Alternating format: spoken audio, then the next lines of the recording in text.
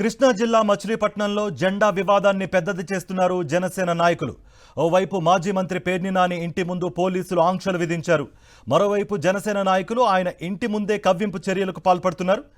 నాని ఇంటి ముందు డీజేలు పెట్టి రెచ్చగొట్టే ప్రయత్నం చేశారు. జనసేన నాయకుడు కొరియర్ శ్రీను పవన్ కళ్యాణ్ పాటలు పెట్టి హడావిడి చేశాడు. ఇక ముందుకు వెళ్లమని చెప్పిన పోలీసులపై తిరగబడ్డాడు శ్రీను. తనను అడ్డుకున్న పోలీసులను పక్కకు లాగేసి మరి వాహనాన్ని అక్కడే ఆపే ప్రయత్నం చేశాడు.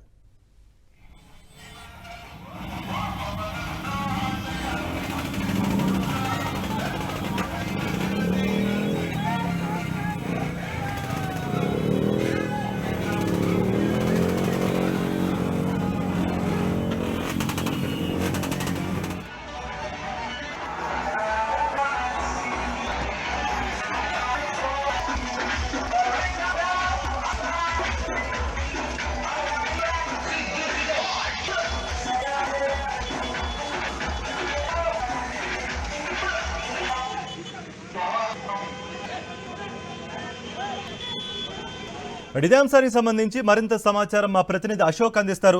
అశోక్, విజువల్స్ లో చూస్తున్నట్టుగా ఒక కవ్వింపు చర్యకు పాల్పడుతున్నట్టుగా కూడా తెలుస్తోంది. మరి పోలీసులు ఏం చేస్తున్నారు? అట్లీస్ట్ అదుపులోకి లేకపోతే ఏదన్నా చర్యలు ఏమైనా తీసుకుంటున్నారు? అసలు పార్టీకి 2 రోజుల నుంచి చూస్తున్నాం. మచిలీపట్నంలో వైఎస్ఆర్సీపీ పార్టీ నేతలను రెచ్చగొట్టాలనే ఉద్దేశంతోనే జనసేన పార్టీ నాయకులు కావచ్చు, కార్యకర్తలు వ్యవహరిస్తున్న తీరు కనబడుతోంది. ఈ రోజు కూడా పార్టీ జెండా ఆవిష్కరణ కార్యక్రమానికి వెళ్తూ పేర్ని నాని ఇంటి ముందు చాలాసేపు కూడా డీజేల్ తో హడావిడి చేశారు.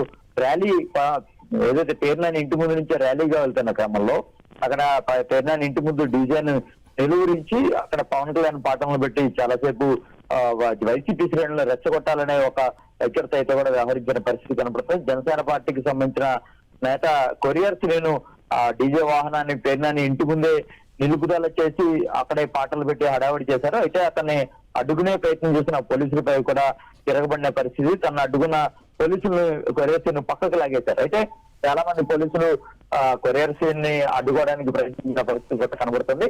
అయితే కేవలం కొరియర్ శ్రీనే కాదు, ఆ తర్వాత ర్యాలీగా వచ్చిన వారంతా కూడా కరెక్ట్ గా ఏదైతే పేర్ని నాని ఇల్లు ఉంటుందో ఇంటి ముందే భారీ పోలీసు బందోబస్తు ఉన్నప్పటికీ కూడా అక్కడే డీజేల్ తో పాటలు పెట్టి రెచ్చగొట్టేలాగా వ్యవహరించిన పరిస్థితి కూడా కనబడుతుంది. పోలీసులు కొద్దిసేపటి క్రితం పేర్ని నాని అడ్డుకున్నారు, సెక్షన్ 30 ఉందని. కానీ ఇంత భారీ ర్యాలీకి వెళ్తున్న జనసేన నేతలను మాత్రం ఏమాత్రం అడ్డుకోలేక నియంత్రించలేని పరిస్థితి కూడా చాలా స్పష్టంగా కనబడుతుంది.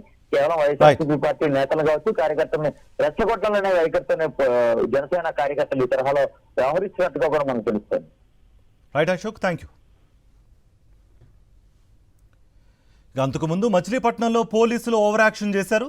జనసేన జెండా ఆవిష్కరణ కోసం పేర్ని నాని ఇంటి వద్ద ఆంక్షలు విధించారు. అలాగే పేర్ని నాని ఇంటికి ఎవరూ రాకుండా భారీగా పోలీసులను మోహరించారు. పేర్ని నాని ఇంట్లో పనివారిని కూడా రాకుండా పోలీసులు అడ్డుకున్నారు. పేర్ని నాని ఇంటికి వెళ్లే మార్గాన్ని బ్యారికేడ్లతో మూసివేశారు. పోలీసుల తీరుపై మాజీ మంత్రి పేర్ని నాని ఆగ్రహం వ్యక్తం చేశారు. సెక్షన్ 30 అమల్లో ఉందంటూ పోలీసులు చెప్పిన వింత సమాధానంపై మండిపడ్డారాయన. జనసేన కార్యక్రమానికి వర్తించని సెక్షన్ 30 తమకు ఎలా వర్తిస్తుందని పోలీసులను నిలదీశారు మాజీ మంత్రి పేర్ని నాని.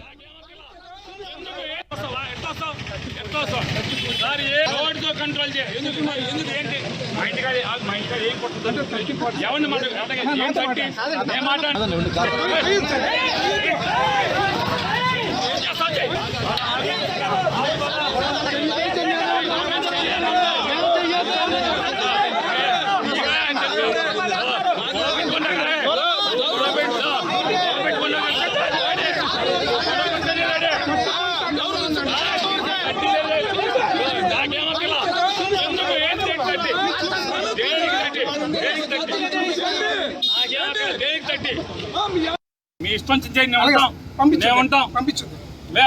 ఎందుకు పంపించారు? ఎక్కడికి పోతున్నా?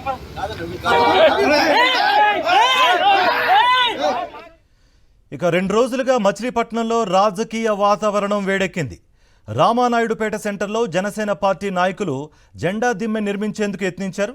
దాన్ని వైఎస్ఆర్సీపీ నాయకుడు బొర్రా విఠల్ అడ్డుకున్నారు. దీంతో ఇరు వర్గాల మధ్య ఉద్రిక్తత నెలకొంది.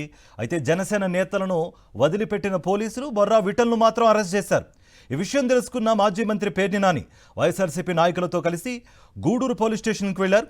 విఠల్ను ఎందుకు అరెస్ట్ చేశారని ప్రశ్నించారు. దీంతో విఠల్కు స్టేషన్ బెయిల్ ఇచ్చిన పోలీసులు వదిలిపెట్టారు. ఆ తర్వాత రామానాయుడుపేట సెంటర్కు వెళ్లారు పేర్ని నాని. పోలీసులు జనసేన పార్టీకి వత్తాసు పలుకుతున్నారని మండిపడ్డారు. ఒక పార్టీకి మద్దతుగా వ్యవహరిస్తే పరిణామాలు తీవ్రంగా ఉంటాయని హెచ్చరించారు. అయితే జనసేన జెండా ఆవిష్కరణకు అడ్డంకులు లేకుండా చేసేందుకు పోలీసులు అత్యుత్సాహం ప్రదర్శించారు. పేర్ని నాని ఇంటి వద్ద ఆంక్షలు విధించారు. ఆయన ఇంటి వద్దే కృష్ణా జిల్లా వైఎస్ఆర్సీపీ కార్యాలయం ఉంది. అందులో పనిచేసే సిబ్బందిని కూడా పోలీసులు వెళ్లనివ్వలేదు. ఈ క్రమంలోనే ఆఫీస్ కంప్యూటర్ ఆపరేటర్ను పోలీసులు తోసివేశారు. దీంతో పేర్ని నాని తీవ్రంగా ఆగ్రహం వ్యక్తం చేశారు. పోలీసుల తీరును నిరసిస్తూ ఇంటి బయటే కుర్చీ వేసుకుని నిరసన చేపట్టారు.